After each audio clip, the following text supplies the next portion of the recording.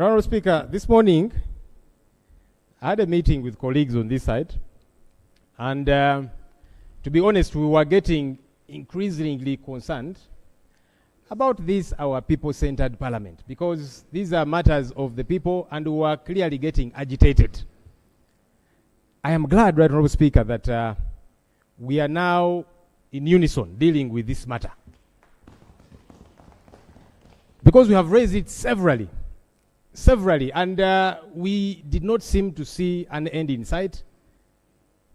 We did not think that this people-centered parliament was appearing as such. Honourable Speaker, there's only two ways that somebody can be held in any government jail. One, when you have been convicted and sentenced, whether it be to life or whichever number of years, legally speaking. Number two is when you have been remanded by a court of competent jurisdiction. Those are the only two ways under which somebody can be in any government jail. It is not, as some have said, a hostel. It is not some kind of hotel or I don't know what. It is only those two legally provided for means.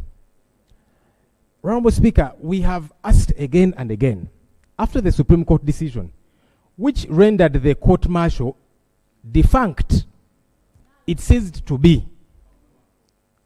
That's one. For those who know the law, we kept asking, why has government continued to hold on to these people? And those are questions we have not gotten any answers to, Right Honourable Speaker.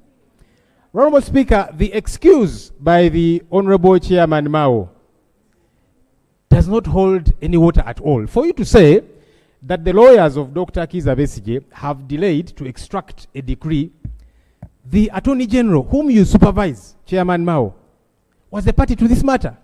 He is the one who appealed this matter. So for you to give an excuse, you see, we did not know what was happening. We were in our chambers waiting for these lawyers to come and serve us the extracted decree. Are you kidding me? You were a party to this matter. You are the ones who went to the Supreme Court.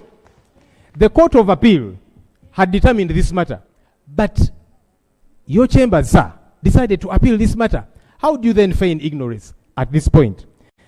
Honourable Speaker, I am glad you have mentioned, as all of us have, this is a non-partisan matter. At least it should be.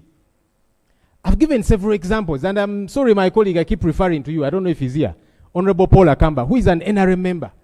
That man was granted bail by a court of competent jurisdiction, and he was kidnapped, abducted by gun-wielding goons within court precincts. He's not an opposition member, he's an NRM member, but it happened to him. That's what happens when you don't deal with injustices. And by the way, Honourable Speaker, these abductions continue to happen. Yesterday, a leader within my party, our head of mobilization, Fred Nyanzi Sentamu, was abducted in similar manner. And we are saying these things should stop because they are within the control of the state. Honourable Speaker, here is the ultimate remedy. One, I'm glad that as Parliament we are putting our foot down. This Parliament here is where we are going to fight our battles. I know we can use all other spaces we have out there, radios, TVs, and so on. But as members of Parliament, this is our number one fighting space. And we shall use it to fight for our people.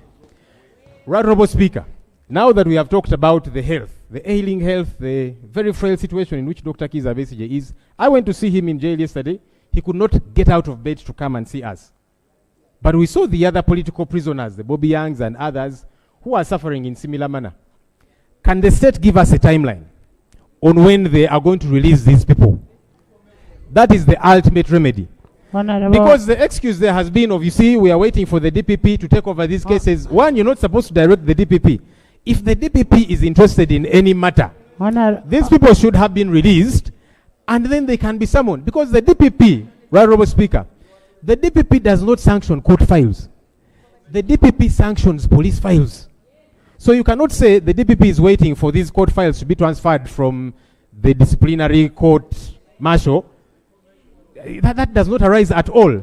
These people ought to have been released a long time ago, and then the DPP could probably sanction any police file, and they can be summoned. They don't even have to be kidnapped, as we have seen happening. So, Right Honourable Speaker, the solution to this quandary, this predicament that we are grappling with is to release Dr. Kizza Besigye and all of these other NUP political prisoners that are being held illegally. I'm hoping that government will see sense in that. Honorable members, Honorable Speaker, with your permission. Honorable members, this is a very serious matter. You know, people like Bariomus cannot even go to their villages now, because people will start saying, why have you left your own? Honorable members,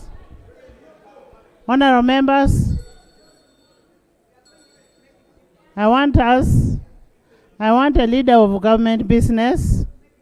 Listen to me. Listen to me. I want us to have a session, a leader of government business, a government chief whip, Honorable Chris Bariomusi, Honorable Mao, Honorable Muhosi, the Attorney General, and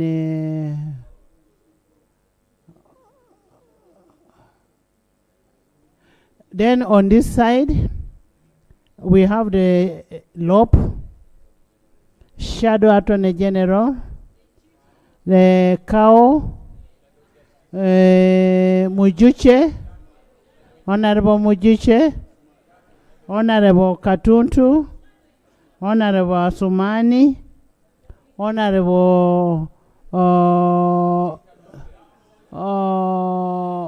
Sibambi. Listen, Honorable, you're not going to choose for me.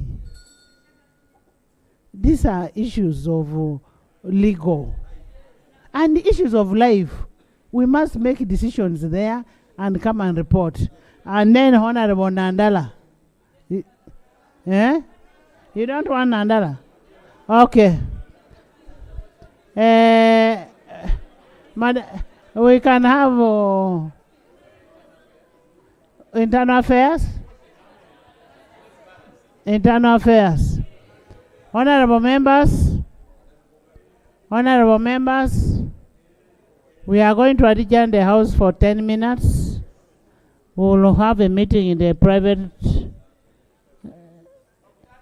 We are going to suspend the House.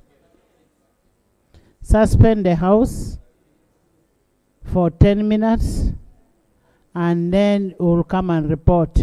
If the 10 minutes is not enough, we shall still communicate. No worry for time. Time is on our... Rule 8 gives the Speaker all the powers.